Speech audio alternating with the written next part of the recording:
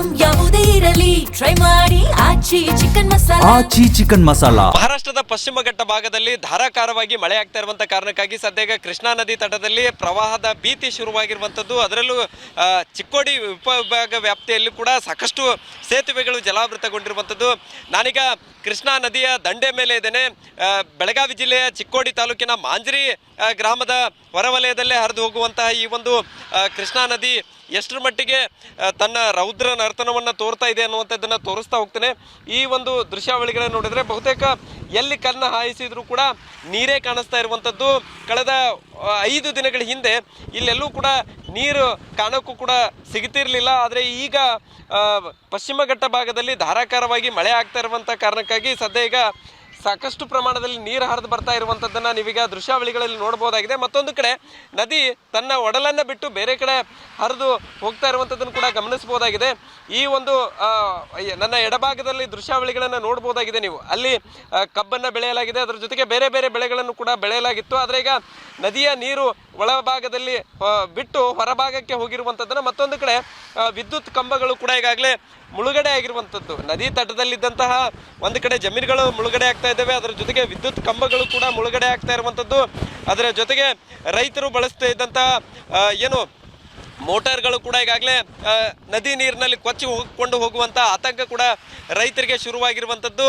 ಹೀಗಾಗಿ ಸದ್ಯ ಈಗ ನದಿ ತಟದಲ್ಲಿರುವಂತಹ ಮೋಟರ್ಗಳಾಗಿರ್ಬೋದು ಮತ್ತು ಪೈಪ್ಗಳನ್ನು ತೆರವು ಮಾಡುವಂಥದ್ದನ್ನು ಕೂಡ ಈ ಭಾಗದ ರೈತರು ಮಾಡ್ತಾ ಇರುವಂಥದ್ದು.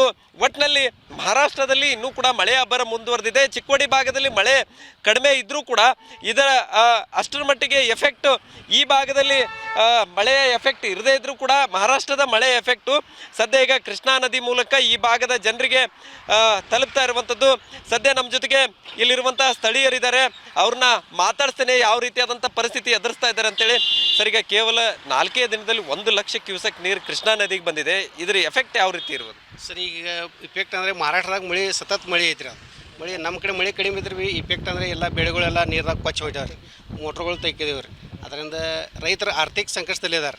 ಈಗ 4 ದಿವಸ ಹಿಂದಕ್ಕೆ ನೀರಿಲ್ಲಾಗಿದ್ರು. ಒಟ್ಟು 4 ದಿವಸ ಹಿಂದಕ್ಕೆ ನೀರಿಲ್ಲ, ನಾವು ಮಳೆ ನೀರಿಲ್ಲ, ಮಳೆನೂ ಕಡಿಮೆ ಐತಿ. ಅದರಿಂದ ಬೆಳೆನೂ ಹೋಗಿತ್ತು. ಈಗ ಹೊಳಿ ಬಂದು ಮತ್ತೆಲ್ಲ ಬೆಳೆ ಹೊಂಟಿದ್ರಿ ನಾವು. ಅದ್ರ ನಾವೆಲ್ಲ ರೈತರೆಲ್ಲ ಆತಂಕದಲ್ಲಿ ಇದ್ದೆವು. ಅದರ ಸಲುವಾಗಿ ಕರ್ನಾಟಕ ಸರ್ಕಾರ ಮತ್ತು ಮಹಾರಾಷ್ಟ್ರ ಸರ್ಕಾರ ಇಬ್ಬರು ಮಂದಿ ಒಂದು ಕೋಆರ್ಡಿನೇಷನ್ ಮಾಡಿ ನೀರು ಹತೋಟಿಗೆ ತರಬೇಕಂತ ನಮ್ಮ ಅನಿಸಿಕೆ ಇತ್ತು. ಸರ್, ಈಗ ನದಿ ತಟದಲ್ಲಿ ಹೆಂಗಿದೆ ಪರಿಸ್ಥಿತಿ? ಪ್ರವಾಹದ ಆತಂಕ ಏನಾದರೂ ಶುರುವಾಗಿದೆ ನಿಮಗೆ? ಈಗ ಸ್ಟಾರ್ಟ್ ಆಗಿದೆ ಸರ್. ಯಾಕಂದ್ರೆ ಈಗ ಮಳೆನೂ ಮಹಾರಾಷ್ಟ್ರದಾಗ ಮಳೆ ಐತ್ರಿ. ಪ್ರವಾಹ ಅಂದರೆ ಇನ್ನೊಂದು ಜರ ಹೆಚ್ಚು. ಈಗ 1 ಲಕ್ಷ ಕ್ಯೂಸೆಕ್ಸ್ ನೀರು ಬರ್ತಾ ಇದ್ದಾವೆ.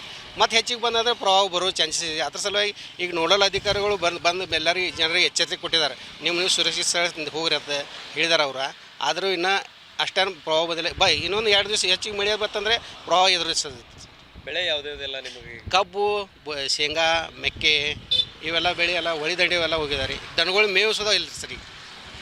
ಸೊ ಇದು ಸದ್ಯ ಈಗ ಒಂದು ಕಡೆ ಇನ್ನೊಂದು ದೃಶ್ಯಾವಳಿಗಳನ್ನು ತೋರಿಸ್ತೇನೆ. ನಾನು ಆಗಲೇ ಹೇಳಿದಂತೆ ಈ ಭಾಗದ ರೈತರು ತಮ್ಮ ಜಮೀನುಗಳಿಗೆ ಹಾಕಿರುವಂತಹ ಪೈಪ್ಗಳನ್ನು, ಅದರ ಜೊತೆಗೆ ಏನು ಬ್ಯಾರೆಲ್ಗಳನ್ನು ಕೂಡ ಹೊತ್ಕೊಂಡು ಹೋಗುವಂಥ ದೃಶ್ಯಾವಳಿಗಳನ್ನು ನೀವೀಗ ನೋಡ್ಬೋದಾಗಿದೆ. ಬಹುತೇಕ ಈ ನೀರಿನ ಪ್ರಮಾಣ ಗಣನೀಯವಾಗಿ ಏರಿಕೆ ಆಗ್ತಾ ಇರುವಂಥ ಕಾರಣಕ್ಕಾಗಿ ಸದ್ಯ ಈಗ ಜಮೀನಿನ ಹೊರಭಾಗದಲ್ಲಿದ್ದಂತಹ ಪೈಪ್ಲೈನ್ಗಳನ್ನು ಮತ್ತು ಈ ರೀತಿ ಬ್ಯಾರೆಲ್ಗಳನ್ನು ಹೊತ್ತು ಸಾಗುವಂಥದ್ದನ್ನು ಕೂಡ ನೀವೀಗ ನೋಡ್ಬೋದಾಗಿದೆ. ಒಟ್ಟಿನಲ್ಲಿ ಬೆಳಗಾವಿ ಜಿಲ್ಲೆಯಾದ್ಯಂತ ಒಂದು ಕಡೆ ಮಳೆಯ ಅಬ್ಬರ, ಮತ್ತೊಂದು ಕಡೆ ನದಿಗಳ ಅಬ್ಬರ ಕೂಡ ಜೋರಾಗಿರುವಂತಹ ಕಾರಣಕ್ಕಾಗಿ ಸದ್ಯ ಈಗ ನದಿ ಪಾತ್ರದಲ್ಲಿರುವಂತಹ ಜನರಿಗೆ, ಅದರ ಜೊತೆಗೆ ರೈತರಿಗೂ ಕೂಡ ಪ್ರವಾಹದ ಆತಂಕ ಶುರುವಾಗಿರುವಂಥದ್ದು.